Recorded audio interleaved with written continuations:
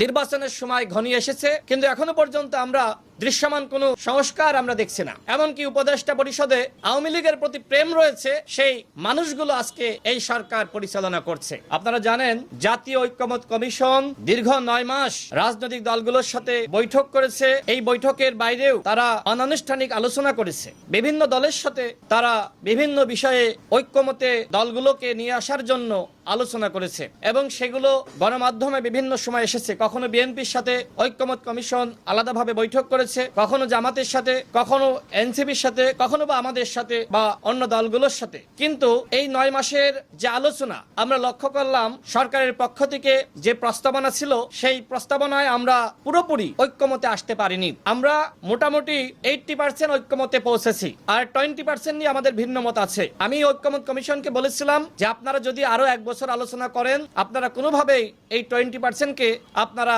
ঐক্যমতে আনতে পারবেন না। যেহেতু আমরা ভিন্ন ভিন্ন দল করি, আমাদের কর্মসূচি, আমাদের লক্ষ্য উদ্দেশ্য, আমাদের আদর্শ প্রত্যেকটা দলেরই আলাদা, সুতরাং এতটুকু মত পার্থক্য থাকবে। তবে সরকার বা ঐক্যমত কমিশন যে জায়গায় ভুল করেছে সেটি হলো, যখন এই কমিশনগুলো গঠিত হয়েছিল, এই কমিশনের পক্ষ থেকে আমাদের প্রত্যেকটা দলকে আহ্বান করা হয়েছিল আমরা যাতে আমাদের প্রস্তাবনা ঐক্যমত কমিশনের কাছে আমরা উত্থাপন করি। প্রত্যেকটা দল আমরা ঐক্যমত কমিশনের কাছে বা বিভিন্ন কমিশনের কাছে আমরা উত্থাপন করেছিলাম। সরকার যদি এই যে দলগুলোর মধ্যে কতটুকু মিল রয়েছে সেই মিলের আলোকে তারা শুরু থেকে সংস্কার শুরু করত, তাহলে আজকে এই সংস্কার নিয়ে প্রশ্ন তৈরি হতো না। আমরা লক্ষ্য করছি নির্বাচনের সময় ঘনিয়ে এসেছে, কিন্তু এখনো পর্যন্ত আমরা দৃশ্যমান কোনো সংস্কার আমরা দেখছি না। এমনকি উপদেষ্টা পরিষদে আওয়ামী লীগের প্রতি প্রেম রয়েছে সেই মানুষগুলো আজকে এই সরকার পরিচালনা করছে।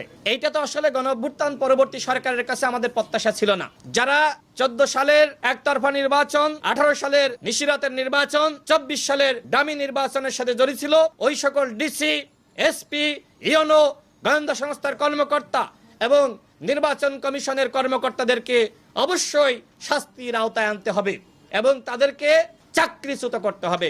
অন্যথায় ওই আওয়ামী আমলের কর্মকর্তাদেরকে স্বপদে বহাল রেখে কোনোভাবেই ইতিহাসের সেরা নির্বাচন জাতিকে উপহার দেওয়া যাবে না।